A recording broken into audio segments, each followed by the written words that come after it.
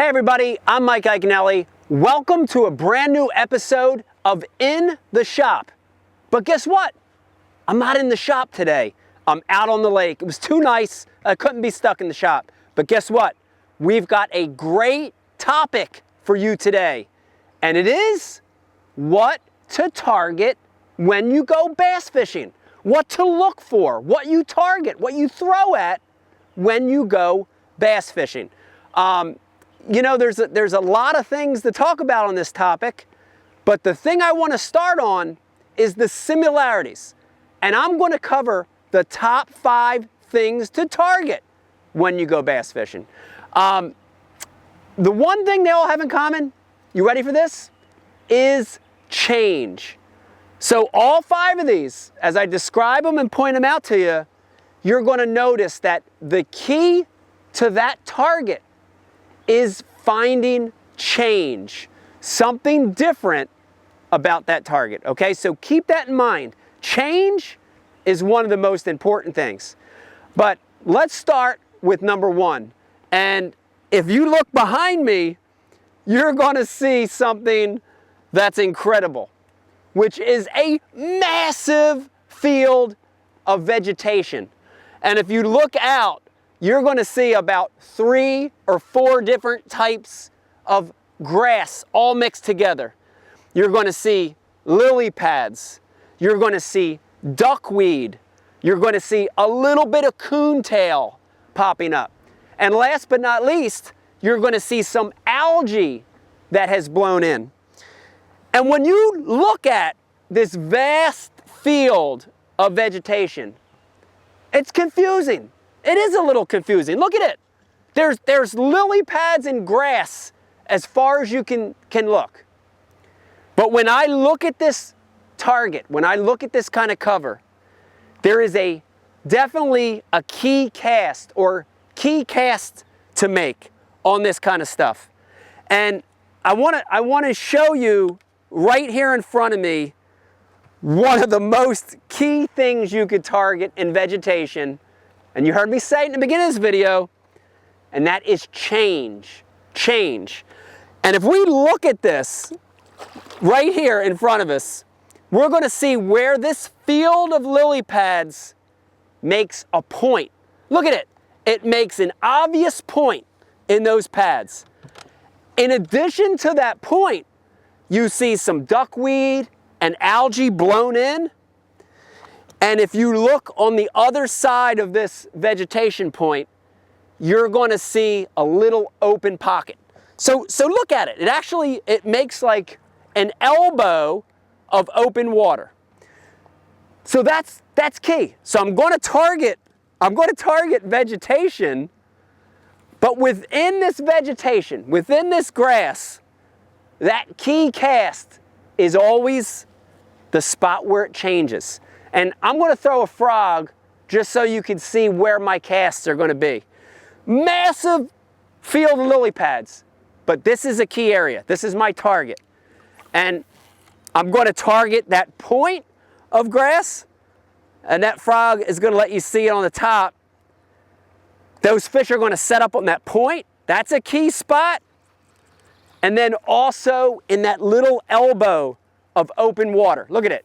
That little elbow of open water breaks the monotony of all that vegetation. It's different. It's change. And fish in vegetation, fish that like to hang in lily pads or milfoil or hydrilla or eelgrass or cattails, whatever that grass is, I want you to target change, okay?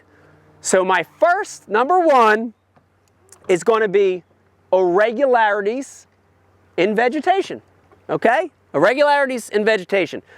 For the next one, we're going to put the boat on high here for a second. And this one is going to be really, really, really special. And I want you to take a look at this cover. Again, as I look out right here, I see a lot of places in the vegetation that have change.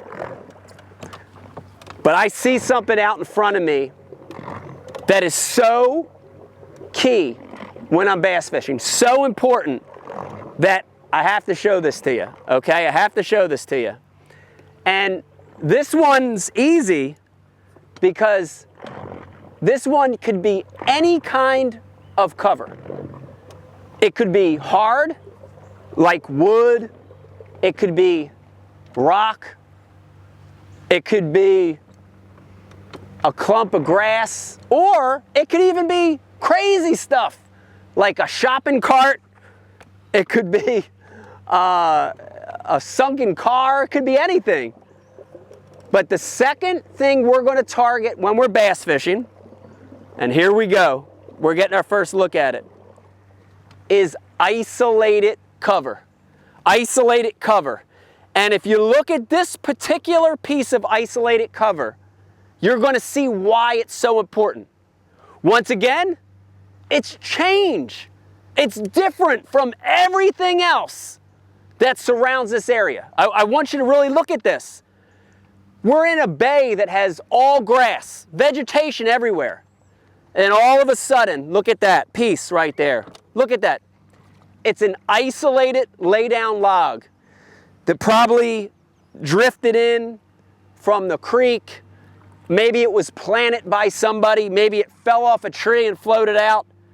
But it's a log. It's an isolated piece of cover that sticks out way above everything else. This form of cover is so important, I can't even tell you. Once again, I've got my frog, and I'm going to kind of show you the key cast I would make. And I want to get it near that isolated piece of cover, okay? So I'm going to work my bait, whatever it is, a jig, a crankbait, a spinner bait, a soft plastic, and I want to present it so that it goes around and over that isolated piece of wood. Isolated cover. Isolated cover. Once again, let me remind you that that cover could be anything. An isolated log, a boulder, a rock, a shopping cart, whatever it is, an isolated piece of cover that sticks out way far from everything else. That's going to be your second key target when you're bass fishing. All right, we got another one coming up for you. Once again, we're going to go down the bank here just a little bit, and we're going to get to a piece of cover that you see on a lot of bodies of water. I mean, rivers, ponds, lakes, reservoirs, streams. You're going to see a lot of this form of cover, and it's my number 3 target for what to look for when you're bass fishing. And here we go. I want you to look at this. Once again, I want you to look at what kind of amazing habitat this thing's going to provide for us, okay? I want you to look at this thing. And number 3 is a boat dock. A boat dock. The beauty of boat docks is there's a lot of different kinds. Stationary, ones with posts, ones with pilings, floating docks, marina docks. There's so many different kind of docks out there. But as you look at that piece of cover, you're going to pretty much instantly know why targeting docks is so important for bass fishing. A dock is going to provide elements of shade, and that shade or that overhead cover for that fish is going to give it the perfect ambush and feeding position in that fish's life.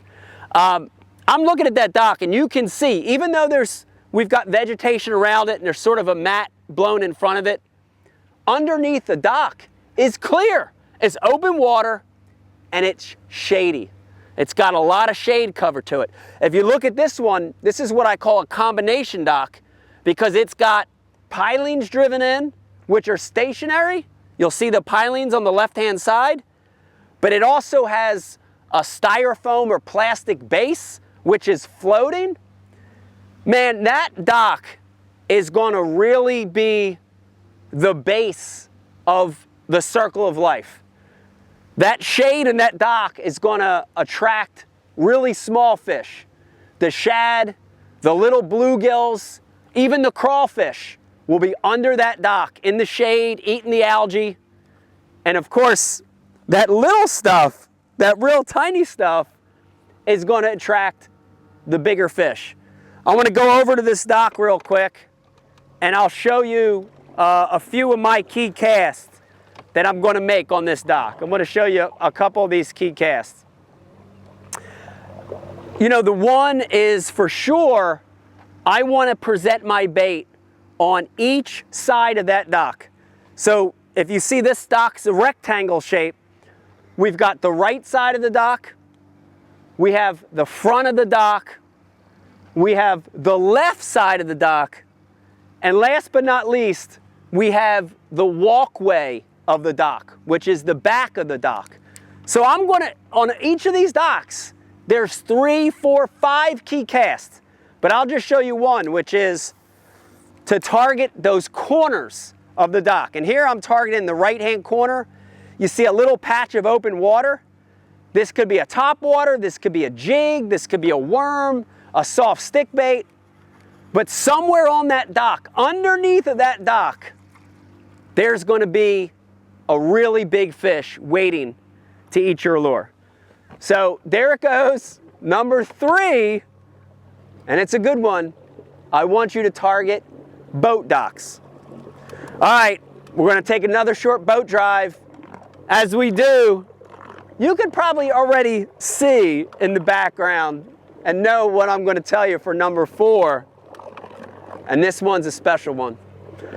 I've caught more big bass in my life off target number 4 than probably any other piece of cover. And we're going to give this one a broad title. And for number 4 on what to target when you're bass fishing, we're going to call this one overhanging cover. Cover that's hanging over the water. And this could be brush, trees, it could be reeds, it could be a high embankment. But look at this overhanging cover. This one happens to be a tree. Look at it, it's a tree, and you can tell this tree, it's fallen, but it's still alive. This is one of the ones that fall and stay alive. But look at the basis for why this tree is going to be so good. It's massive, and all those branches provides shade, it provides places for those fish to hide, and it provides a great target for those fish to ambush their prey. So you're going to take your lure, whatever it is, a jig, a worm, a wacky rig, even this frog. Look at, I skipped that frog under there. And we're going to cast it into the pockets, the shade, the open areas of that tree. We could do the same thing with the jig. We could flip it. But absolutely, without a doubt, overhanging cover, no matter what kind of cover it is, but especially overhanging trees, is number 4 on my key targets. All right, listen, got to take a little bit of a boat run here. We're going to speed up the video, and I'm going to take you to key target number 5 on what to look for when you're bass fishing.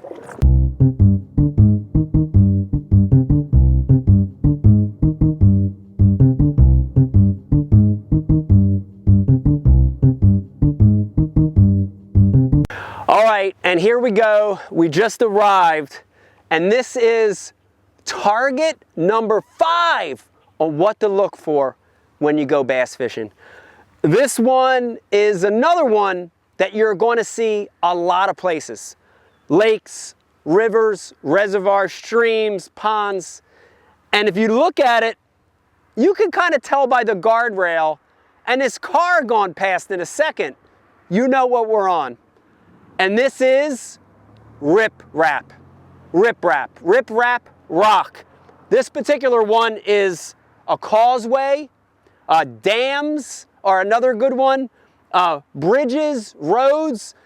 You see them around marinas, but riprap embankments. So rock that tapers down, just like what we have here on this causeway, another car going by, is the perfect target for bass. The reasons why, again, very similar to the other four. Element of change, in this particular lake, it doesn't have a lot of rock. So now you're adding rock, a rock cover, a rock base to a lake that's pretty soft. The other reason is habitat. All those rocks, and if you look, you see rocks of different sizes. Pea gravel, chunk rock, a boulder rock. That rock provides ambush places and attracts what the fish are feeding on. I'm sure if we would go there right now and overturn a few of those rocks, you're going to see crawfish, you're going to see leeches, you're going to see little tiny fish. So riprap or rock on bridges, causeways, dams, marinas, all that rock cover is key. When you talk about a key cast for this one, and I want to show it to you, there's a lot of different key casts. But my number one cast for rock type of structure is an angled cast. To cast at it at a 45-degree angle, which lets you cover the water column. Most of these rock areas, they've got a 45-degree angle drop. They've got a steeper drop. So by casting on an angle, right? Look, I'm not casting straight toward the bank. I'm not paralleling the bank yet. But until I figure out where they're at, I'm going to quarter cast that riprap. I'm going to start shallow. I'm going to bring my bait out on an angle and work it down that riprap until I connect with the fish. Once again, baits for riprap, a shaky head, a crankbait, an Alabama rig, a jig, a jerk bait. So many good choices. But riprap rock, causeways, bridges, the angle of that slope, so important as a target when you're bass fishing. Listen to me, we went over some really important stuff today. We talked about 5 targets. Vegetation, of course, targeting change within the vegetation. We talked about number 2, docks, and all the great habitat a dock provides. Number 3, we talked about isolated cover. Then we talked about overhanging cover, like trees. And last but not least, look at this right here. Rip, rap, rock, found on dams, marinas, and causeways. Listen to me, fish those things. They're the kind of targets that bass live around. Listen, if you like this in the shop, do me a favor. Take a second, hit that subscribe button right there. You'll be kept up to date with all our new videos. If you're already subscribed, do me a favor. Tell a buddy, like this guy driving past in the car right here. Tell them to subscribe to the Mike Iaconelli Fishing Channel. I hope you learned something. Good luck, good fishing. We'll see you next week.